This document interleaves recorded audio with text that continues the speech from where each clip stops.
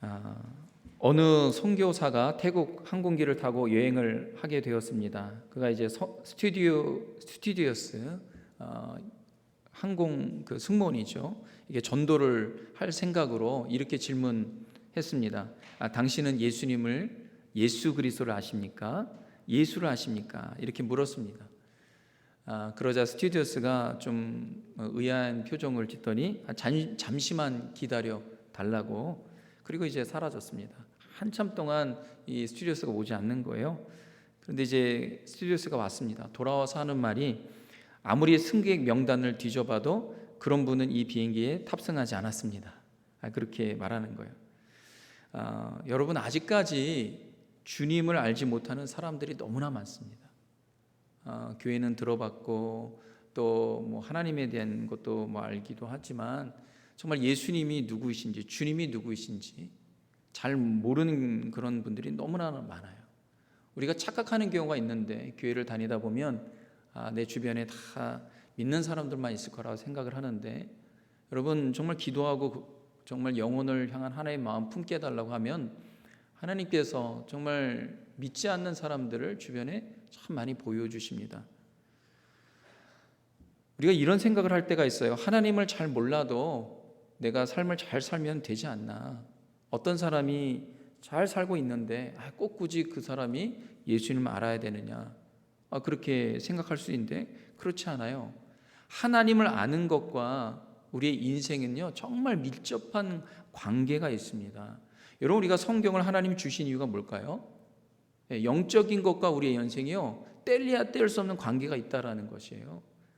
예수님을 아는 것이 인생에 있어서 얼마나 중요한지, 영적인 것과 인생을 분리해서 살 수 없다라는 거예요. 근데 우리가 교회를 다니다 보면은 이상하게 교회 다녀도 이 영적인 거의 중요성을 놓칠 때가 참 많아요. 어떤 사람이 교회도 다니지 않고 예수님도 모르고 믿지 않는다 그러면 그런가 보다 넘어가는 경우가 있는데, 그냥 넘어갈 일이 아닙니다. 그 인생이 달려있는 문제예요. 오늘 엘리 제사장 아들들에 대한 이야기를 여러분 하려고 합니다. 오늘 본문의 말씀이 그거 아닙니까? 우리가 계속 사무엘상 강해를 하고 있는데요, 이 아들들을 통해서 우리가 알 수 있는 건요, 하나님을 아는 것과 이 인생, 영적인 것, 이 내 삶의 인생이 굉장히 친밀하게 연결되어 있다라는 것을 우리가 볼 수가 있습니다. 그래서 오늘 이 말씀을 통하여서 정말 내 안에 정말 하나님을 아는 그런 갈망과 소망이 좀 더 회복될 수 있기를 주님의 이름으로 축원합니다. 오늘 제목이 이거예요. 쇠퇴에는 이유가 있다. 사무엘상에는요 승하는 사람들이 나오고 쇠퇴하는 사람들이 나옵니다. 그래서 두 개를 다 다루고 있어요. 그래서 오늘은 쇠퇴하는 이유가 있어요. 누구냐? 엘리 대제사장의 아들들, 그 가문입니다. 그 이유가 뭐냐? 첫 번째가 이겁니다. 하나님을 알지 못하는 것의 근본 원인이 있는 거예요. 이게 무슨 말인지 한번 보겠습니다. 우리 12절 말씀인데요, 우리 12절 말씀에 이런 말씀입니다. 엘리의 아들들은 행실이 나빠 여호와를 알지 못하더라, 이렇게 돼 있어요. 첫 번째 말씀이 엘리의 아들들이 행실이 나빠 여호와를, 하나님을 알지 못하더라. 그러면 엘리의 그 두 아들들의 이름이 나옵니다. 그 홈리와 비느하스인데요, 근데 이들의 행실이 나쁘다고 얘기합니다. 개역 한글에는 어떻게 번역되어 있냐면 불량자다. 엘리의 아들들은 불량자라 이렇게 나옵니다. 이 불량자가 히브리어로 뭐라 그러냐면 벨리알이라는 거예요. 벨리알. 벨리알의 뜻이, 원래 이 벨리알은 뜻이 뭐냐면요, 가치가 없다라는 거예요. 가치 없는, 영어로는 worthless예요. 무가치한. 그러니까 엘리의 아들들은요 무가치한 사람들이라는 거예요. 원래 번역하면 그냥 여기는 행실이 나쁘다 그랬는데, 직역하면은 엘리의 아들들은 가치가 없는 존재들이다, 이런 말입니다. 왜 그러냐? 왜 이들이 무가치하다고 성경은 평가하느냐? 그거는 그들이 하나님을 알지 못하기 때문이라는 거예요. 하나님을 알지 못하기 때문에 존재의 가치가 없다라는 거예요. 근데 참 이상하지 않습니까? 여러분, 엘리는 대제사장입니다. 그러니까 이 엘리 아들들은 대제사장, 제사장의 직무를 앞으로 이어받을 사람이에요. 어릴 때부터 제사장 교육을 받았습니다. 지금은 말하자면 어릴 때부터 모태신앙이에요. 어릴 때부터 부모님 손에 이끌려서 교회를 나온 거예요. 뭐 교회만 나온 게 아니죠. 제사장이니까 뭐 지금으로 말하면 뭐 목회자나 뭐 선교사나 뭐 장로님이나 뭐 권사님이 직분자예요. 직분자의 자녀들인 거예요. 그런데 하나님을 모른다라는 거예요. 고린도후서 6장 15절에 그리스와 벨리알이 어찌 조화되며 믿는 자와 의와 불법이 어찌 함께하며 빛과 어둠이 어찌 사귀며 이런 말씀이 있습니다. 바울이 고린도 교회에게 말하는 거예요. 여기서 벨리알이 나옵니다. 그리스와 벨리알이 어찌 조화되며, 말하자면 그리스와 벨리알은 반대되는 개념이라는 거예요. 예수님과 반대되는 그런 존재가 어떤 존재입니까? 사단이에요. 사단.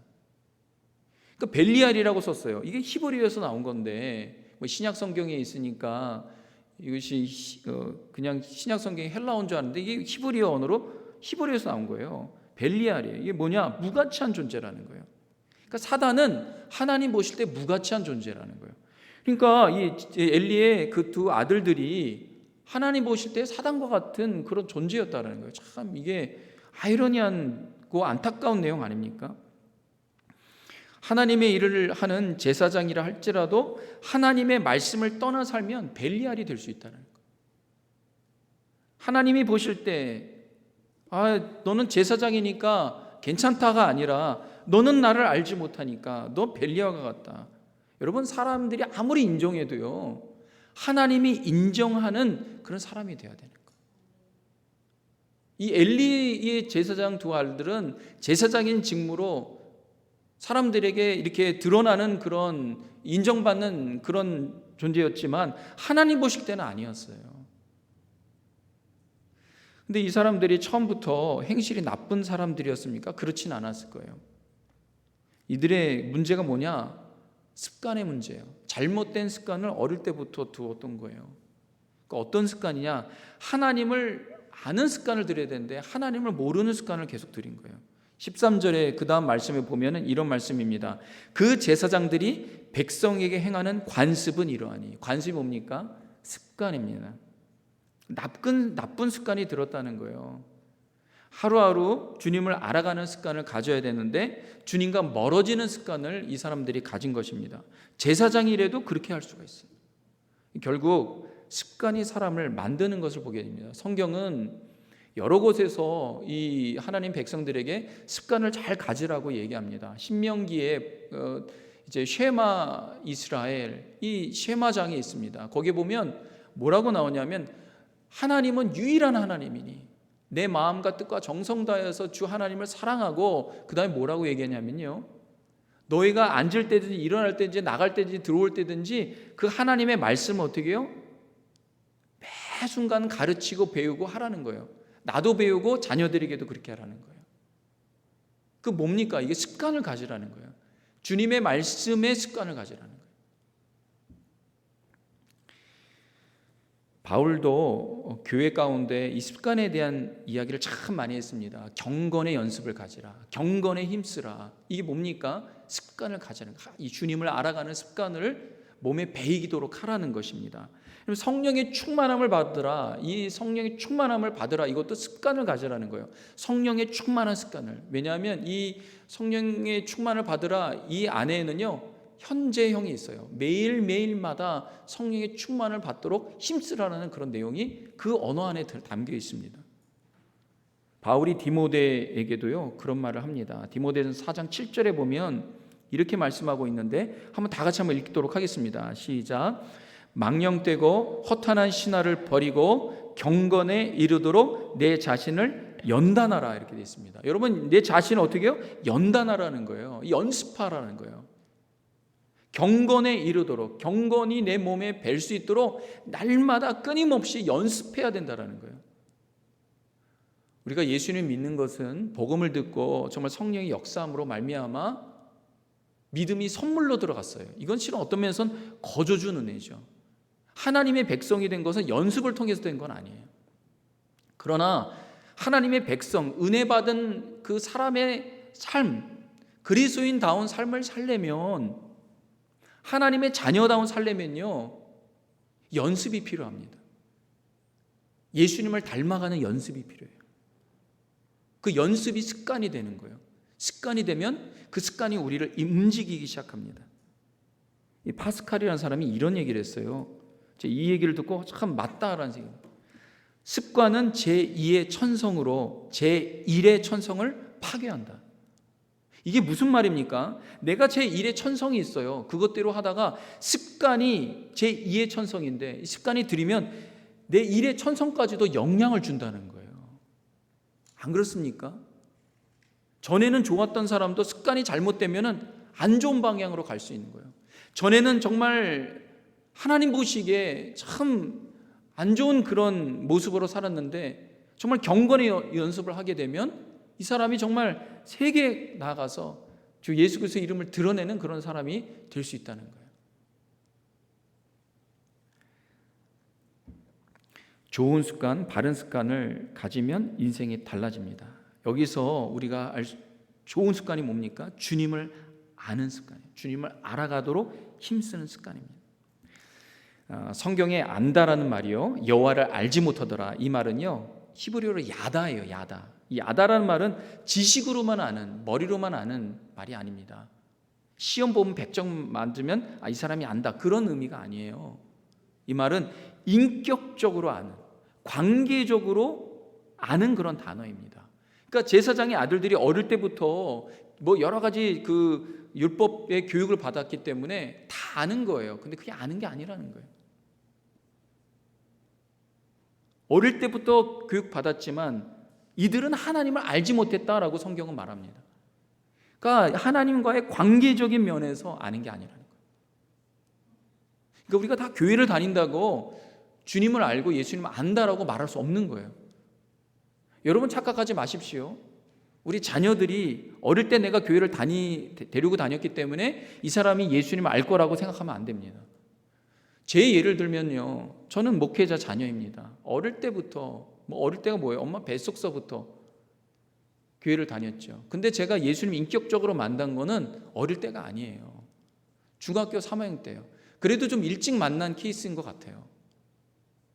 그리고 더 뜨겁게 주님을 알게 된 게요, 대학교 때요. 대학교 때.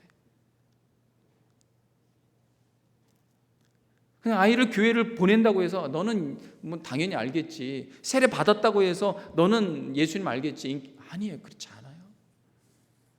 우리가 속으면 안 됩니다. 그래서 우리가 정말 주님을 인격적으로 만나 야다하는 그 신앙이 무엇인지 내가 먼저 배워야 돼요. 지금 자녀에게 가르쳐 주기 전에 내가 먼저 주님을 알아야 되는 거예요. 우리가 전도하다 보면은 이런 질문합니다. 교회 다닙니까? 그러면 대부분의 교회 다닙니다, 안 다닙니다가 나와요. 그럼 교회 다닙니다 하면 안심해요. 근데 여러분 이거 아셔야 돼요. 귀찮으니까 교회 다닙니다 할 수도 있어요. 교회 다니는 것이 예수님을 인격적으로 아는 게 아니에요. 그래서 우리 질문이 바뀌어야 돼요. 예수님을 아십니까? 이렇게 말해야 돼요. 그 다음에 여러분 우리가 예수님 믿습니까? 하면 믿는다는 말도 식상해요.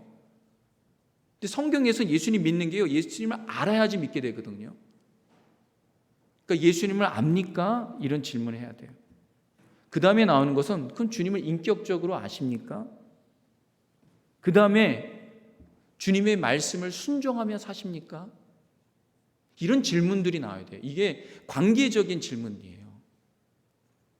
그러면 고민합니다. 내가 정말 예수님 아는가? 제가 여러분에게 질문합니다.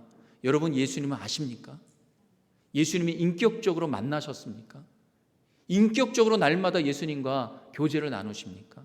여러분 이 질문이요, 여러분 이번 주부터 그 질문을 여러분 자신에게 해보시기 바랍니다. 자칫 잘못하면 우리는요 종교인이 될 수밖에 없어요. 사랑하는 성도 여러분, 매일매일마다 주님을 힘써 하시는 그 기쁨과 즐거움이 여러분 회복되길 주님의 이름으로 축원합니다. 우리 14절 15절을 한번 말씀 보겠습니다. 제가 한번 읽으면요, 그것으로 냄비에나 솥에나 큰 솥에나 가마에 찔러 넣어 갈고리에 걸려 나오는 것은 제사장이 자기 것으로 가지되 실로에서 그곳에 온 모든 이스라엘 사람에게 이같이 할 뿐 아니라 기름을 태우기 전에는 제사장의 사환이 와서 제사 드리는 사람에게 이르기를 제사장에게 구워드릴 고기를 내라. 그가 내게 삶은 고기를 원하지 아니하고 날 것을 원하신다 하다가, 이 내용이 나오는데요. 이게 좀 긴 내용이지만 이 엘리의 아들들이 어떤 잘못을 행하는지를 보여주는 그런 설명하는 내용입니다. 정말 말도 안 되는 일을 하는 거죠. 율법을 아는 사람이, 제사장이 어떻게 이렇게 할 수 있을까? 이 간추리면 이것입니다. 두 가지 잘못인데, 첫 번째는 고기를 삶을 때 갈고리를 가지고 내가 원하는 것을 찍어서 갖고 온다는 거예요. 여러분, 레위기에 보면 제사장이요, 허목제물을 드릴 때 가져가야 되는 부위가 정해져 있습니다. 앞가슴과 뒷다리예요. 이것만 제사장이 갖고 나머지는 가질 수가 없어요. 근데 자기가 원하는 걸 막 찍어서 갖고 오는 거. 왜 그럽니까? 욕심 때문에 그래요. 내가 왜 매번 앞다리와 뒷다리만 먹어야 돼? 내가 좀 다른 것도 먹고 싶어. 이런 마음이 든 거예요. 이 제사장이 그런 마음이 든 거예요. 그러면 안 되죠. 이 쇠퇴하는 이유 두 번째가 뭐냐면 탐욕이 사람을 망치는 거예요. 탐욕이. 욕심이 사람을 망칩니다. 반면에 여러분, 이게 제사장에만 해당되겠습니까? 제사장이 아닌 일반 사람들도 왜 제사장은 매번 앞가슴과 뒷다리 먹어? 나도 그거 먹고 싶은데, 이런 생각으로 자기가 막 앞다리와 뒷다리 먹는다면 하나님 보실 때 이건 아니다 라고 말씀하지 않겠습니까? 결국 이게 뭡니까? 탐욕인 거예요. 욕심이 생기면 결국 사람을 망칩니다. 인생에 자족하는 법을 배워야 되는 거예요. 누구에게나 해당됩니다. 바울이 빌립보서 4장 11절 12절에 이렇게 말씀합니다. 한번 다 같이 한번 읽어보도록 하겠습니다. 시작. 내가 궁핍함으로 말하는 것이 아니니라. 어떠한 형편에든지 나는 자족하기를 배웠노니 나는 비천에 처할 줄도 알고 풍부에 처할 줄도 알아. 모든 일 곧 배부름과 배고픔과 풍부와 궁핍에도 처할 줄 아는 일체의 비결을 배웠노라. 일체의 비결을 배웠노라. 어떤 비결을 배웠다라는 거예요? 자족하는 비결을 배웠다라는 거예요. 이 빌립보서는 바울이 감옥에서 빌립보 교회에 쓴 편지입니다. 여러분, 감옥에 들어가 있는 사람이 뭐 만족이 있습니까? 뭐 기쁨이 있습니까? 그런데 바울의 서신 중에 가장 기쁨을 많이 표현한 서신이 이 빌립보서예요. 왜 그런가 보면 바울은 자족하는 비결을 배웠다는 거예요. 자족한 비결을 배운 사람이 행복한 사람이에요. 여러분, 불행하길 원하는 사람은 어디에 있습니까? 다 행복하기를 원하잖아요. 근데 우리가 불행한 걸 차만 보면요, 이게 다 뭐에서 나오냐면 욕심에서 나와요. 내가 왜 저 사람이 가진 건 내가 왜 못 가졌냐? 물질이 될 수 있고, 재능이 될 수도 있고, 건강이 될 수 있고, 외모도 될 수 있고요, 심지어 가족이 될 수도 있고요, 심지어 나라가 될 수도 있습니다. 바울이 나는 자족하기를 배웠다. 여러분, 하나님도요, 우리 아버지 되시지 않습니까? 그분의 자녀인 우리가 행복하기를 원하겠습니까? 행복하지 않기를 원하겠습니까? 당연히 행복하기를 원하죠. 성경에 보면 우리가 어떻게 복된 인생이 되는지 곳곳에 쓰여져 있습니다. 여러분, 예수 그리스도의 그 십자가와 그 부활이 우리 그 이야기를 뭐라고 그럽니까? 복음이라 그러는 거예요. 사람에게 정말 복된 소식이라는 거 아닙니까? 근데 우리는 성경에서 우리에게 복이라고 얘기하는 것은 뒷전에 놔두고 내가 내 복을 찾아가려고 얼마나 애를 씁니까? 바울은 복된 인생의 그 일체의 비결을 배웠다고 얘기합니다.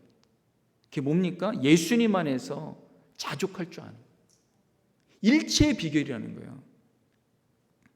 어떤 형편에 처하든지, 내가 궁핍해서 말하는 게 아니라는 거예요. 어떠한 형편에든지 나는 자족하기를 배웠다는 거예요.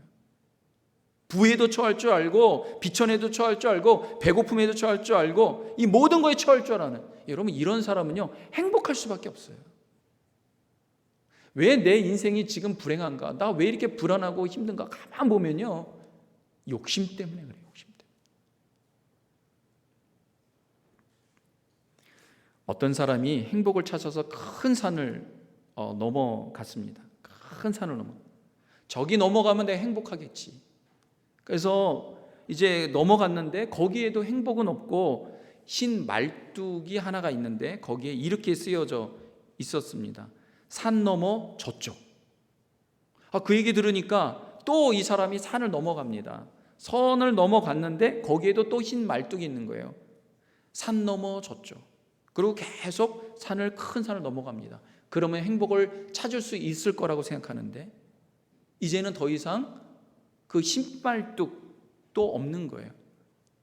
이제 노인이 되어서 이제 눈이 어두워서 말뚝조차 보이지 않는 상황이 됐습니다. 사람들은 저마다 저 큰 산 넘어가면 내가 행복하겠지. 노르웨이 작가인 부셰가 이 이야기를 통해서 시를 썼어요. 그 시가 이런 시입니다. 산 너머 저쪽 하늘 멀리 행복이 있다고 말들 하지만 남 따라 행복을 찾아갔다가 눈물만 머금고 돌아왔네. 여러분, 이 시 한 편이요, 우리 인생, 나는 불행하고 내 인생은 참 부족하고 남들에 비교해서 참 보잘것없는 인생이라고 하는 우리 모두의 그 인생의 현주소를 여기에 얘기하고 있지 않습니까? 바울은 나도 그런 인생으로 살아왔지만 내가 감옥에 있으면서 내가 하나 깨달은 것이 무엇이냐? 세상에 행복한 것은 다른 게 아니라 주님 안에서 내게 준 이 구역이 참 아름답구나. 그걸 깨달아 아는 것. 내가 그 일체의 비결을 배웠는데 빌립보 교인들이요, 여러분들도 그 비결을 알길 원합니다. 이렇게 쓴 편지입니다. 사랑하는 성도 여러분, 이 편지가 저와 여러분을 향해서 주는 편지라고 생각됩니다. 여러분들도 주님 안에서 자족할 수 있는 일체의 비결을 배울 수 있기를 주님의 이름으로 축원합니다. 여러분, 다윗은 시편 23편 1편에서요 뭐라고 얘기하냐면 여호와는 나의 목자시니 내게 부족함이 없으리로라 그랬어요. 여호와는 나의 목자시니 내게 부족함이 없다.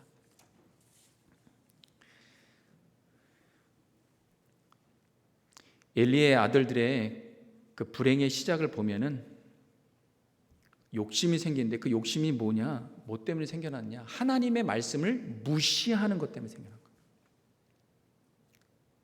이게 영적인과 깊은 연관이 있습니다. 제사 드리기 전에 날 것으로 고기를 가져가는 거예요. 두 번째 문제가 분명히 제사 드릴 때는 어떻게 해요? 기름에 먼저 태우고, 기름에 먼저 태운 그게 뭡니까? 주님께 먼저 제사를 드린 후에 그 다음에 그 고기를 가져갈 수 있는데 이 아들들은 어떻게 합니까? 내가 지금 날 것으로 내가 원하는 대로 먹고 싶다라는 거예요. 제사 드리면서 태운 고기 나 이제 물려서 싫다라는 거예요. 내가 하고 싶은 대로 하고 싶은데 왜 주님 말씀을 이렇게 탁 만들어 갖고 나를 이렇게 힘들게 하냐, 이런 생각이 드는 거예요. 그러니까 제사 드리기 전에 날 것으로 내가 원하는 부위 갈고리를 채워서 내가 원하는 대로 구워 먹는 거예요. 근본적인 원인이 어디에 있습니까? 하나님의 말씀을 무시하는 거예요. 이런 욕심과 하나님의 말씀 무시하는 것, 영적인 것 깊은 연관이 있습니다. 엄청난 깊은 연관이 있어요. 그래서 근본적인 탐욕의 문제는 영적 문제라는 걸 알 수가 있어요. 그래서 야고보서 1장 15절에는요 욕심이 잉태한 즉 죄를 낳고 죄가 장성한 즉 사망을 낳느니라. 여러분, 결국에 보면은 다 인간이 갖고 있는 이 욕심이 문제예요. 사랑하는 성도 여러분, 주님과의 관계를 매일매일 점검하여서 우리 안에 있는 그 본질적인 이 탐욕의 문제가 완전히 제거되고 주님 안에서 자족할 수 있는 그 은혜가 여러분 가운데 일어나길 주님의 이름으로 축원합니다. 세 번째는 이것입니다. 우리 17절 말씀 한번 다 같이 한번 읽어보도록 하겠습니다. 시작. 이 소년들의 죄가 여호와 앞에 심히 크면 그들이 여호와의 제사를 멸시함이었더라. 이 엘리의 아들들이 쇠락하는 이유, 이 17절에 뭐라고 말합니까? 그들이 여호와의 제사를 멸시하였다는 거예요. 하나님의 예배를 우습게 여겼다는 거예요. 세 번째 뭡니까? 예배에 최선을 다해야 된다. 예배를 무시하면 안 되는 거예요. 사람이 존재하는 이유가 무엇인가? 왜 우리는 존재하는가? 이 땅에 성경이 분명히 이야기하고 있습니다. 이사야서 43장 21절에 하나님께서 이렇게 말씀하세요. 이 백성은 내가 나를 위하여 지었나니 나의 찬송을 부르게 하려 함이라. 하나님께서 우리를 지으신 그 목적이 뭐냐? 하나님을 예배하는 존재로 만드셨다는 거예요. 그래서 인간은 본질적으로 예배하는 존재입니다. 만약에 하나님을 예배하지 않는다면 어떤 대상을 찾아서라도 예배하게 되어 있어요. 심지어 하나님 만드신 피조물을 나무에도 절하고요, 돌에도 절하고요, 심지어 동물에게도 절해요. 인도에 같은 데 가면 힌두교 보면은 소에게 절하잖아요. 그 나라는 소를 먹지 않습니다. 소가 도로에 가만히 있어도 그냥 가만히 놔둬요. 왜? 그 소가 신이라는 거예요. 왜 이런 어리석음이 생겼나? 하나님을 예배하지 않으니까 인간이 이런 문제에 빠지는 거예요. 왜? 하나님이 만드신 인간의 그 정체성 중에 하나가 뭡니까? 예배하는 존재로 만들었기 때문에 그렇습니다. 영어로 예배는 worship입니다. worship. 이 worship은 worth와 ship의 합성어예요. worth는 뭡니까? 가치라는 말입니다. ship은 뭡니까? 관계성을 얘기하는 거예요. 그러니까 worship은 뭐냐? 가치 있는 것을 느끼는 것. 그러니까 우리가 하나님을 예배하는 것은 하나님은 가치 있습니다. 하나님은 존귀한 분입니다. 그렇게 인정하고 엎드리는 것을 말하는 거예요. 그래서 예배를 하나님께 드리는 것, 뭔가에 여러분 예배를 한다는 것은요, 내 인생에 당신이 아니면 어떤 대상이 가치가 있다라는 거예요. 여러분의 인생에 있어서 가장 가치 있는 것은 무엇입니까? 저는 여러분의 인생에 가장 가치 있는 것이 우리 주 예수 그리스도가 되시길 주님의 이름으로 축원합니다. 하나님이 되셔야 돼요. 만약 그렇지 않으면 나보다 가치 없는 것을 막 숭배하고 예배하게 됩니다. 그러면 나도 그 이하로 떨어지는 거예요. 그래서 여러분 예배에 최선을 다하셔야 됩니다. 이 엘리의 제사장들의 문제는 뭡니까? 이 제사를 멸시했다라는 거예요. 제사는 드렸지만 제사에 최선을 다하지 않았어요. 예배의 완성은 주일의 예배, 이 공동체 함께 드리는 예배 참 중요합니다. 여러분 예배, 여러분 전날서부터 준비하셔야 돼요. 하나님 앞에 드리는 이 예배가 여러분의 삶에 직접적인 연관이 있습니다. 하나님께서 뭐라고 말씀하시냐면 사무엘상 2장 30절에 이렇게 말씀합니다. 그러므로 이스라엘 하나님 나 여호와가 말하노라 내가 전에 내 집과 내 조상의 집이 내 앞에 영원히 행하리라 하였으나 이제 나 여호와가 말하노니 결탄코 그렇게 하지 아니하리라. 나를 존중히 여기는 자를 내가 존중히 여기고 나를 멸시하는 자를 내가 경멸하리라. 여기서 존중이란 말은 뭡니까? 가치 있게 여기는. 하나님은 나를 가치 있게 여기는, 하나님 자신을 가치 있게 여기는 자를 내가 가치 있게 여긴다라는 거예요. 나를 무시하면 나도 무시하겠다라는 거예요. 여러분 사람을 만날 때 누군가가 나를 무시하는 그런 언행을 하면은 여러분 만나고 싶습니까? 안 만나고 싶죠. 여러분 예배를 드린다, 진정으로 예배 드린다는 게 뭡니까? 하나님, 주님이 최고이십니다. 주님, 내가 정성을 다해서 주님께 나아갑니다. 벌써 모습에서부터가요 달라져요. 내가 누군가를 만날 때요, 이 사람이 참 나에게 중요한 인물이라고 하면 여러분 어떻게 만납니까?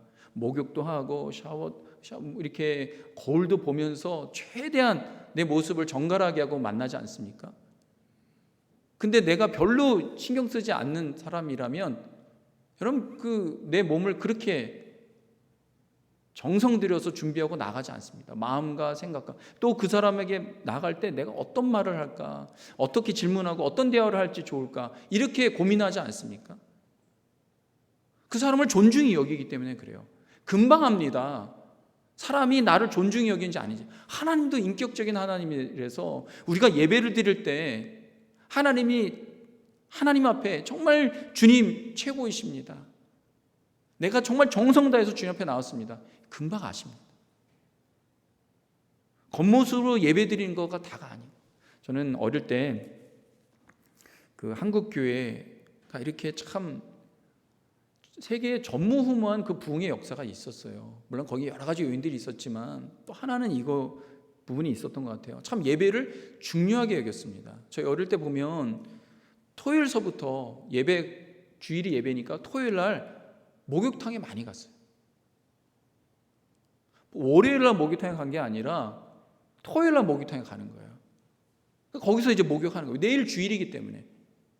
그리고 헌금 내는 그 돈도 다 새 돈으로 다 바꾸고 옷도 집에서 가장 좋은 옷 미리 준비해서 입고 그랬어요.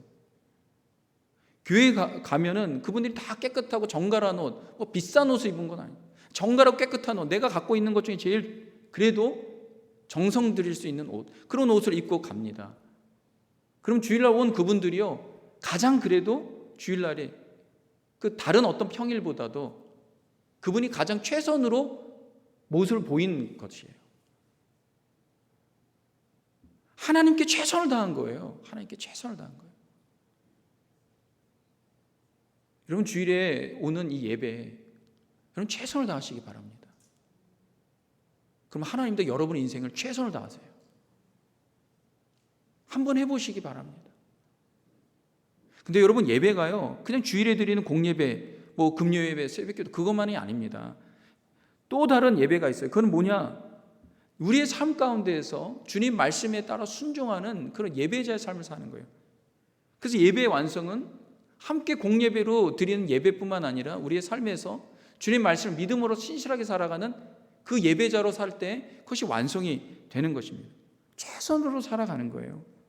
왜? 하나님은 예배자를 찾으시기 때문에. 그래서 우리가 찬양할 때도 마음을 다해 찬양하고, 마음을 다해서 기도하고, 마음을 다해서 주님 앞에 집중하고, 그런 예배가 회복되길 주님의 이름으로 축원합니다. 저는 팬데믹이 되면서 참 이 예배가 참 많이 무너진 것 같아요. 다시 예배가 회복될 수 있길 바랍니다. 이제 결론적으로 말씀드리면, 영국의 그 한 여성이 종신 금고형을 받아서 평생 이제 감옥에서 죄수로 살아가야 됐습니다. 이 여성이 이제 감옥에 있다가 예수님을 알게 되고 예수님을 믿게 된 거예요.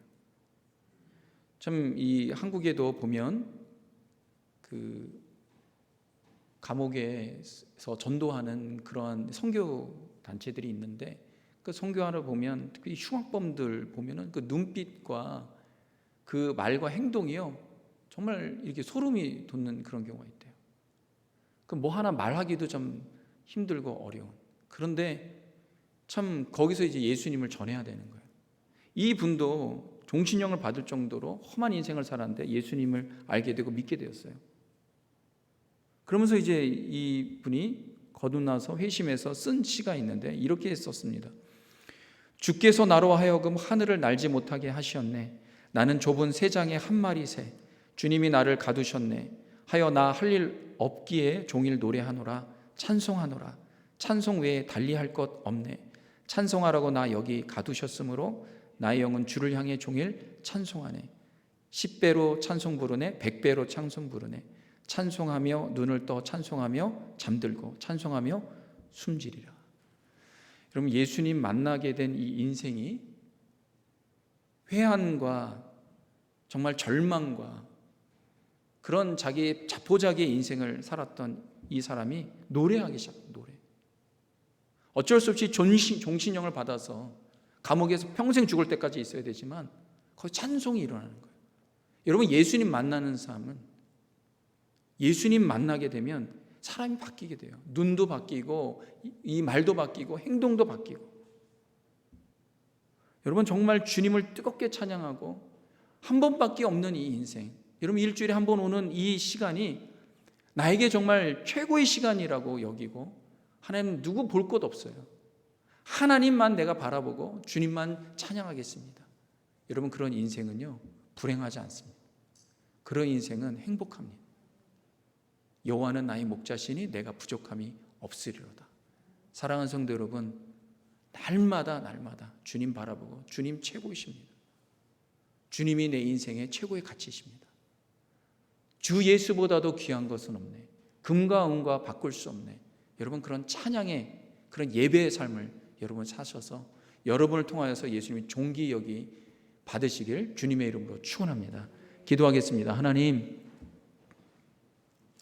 우리가 엘리 제사장의 모습을 보면서 다도 그런 문제에 빠질 수 있는데 하나님 다시 우리의 영이 회복되어 주님을 최선으로 섬기고 주님을 최선으로 사랑하고 주님을 최선으로 예배할 수 있는 우리 모두 되도록 축복하여 주시옵소서.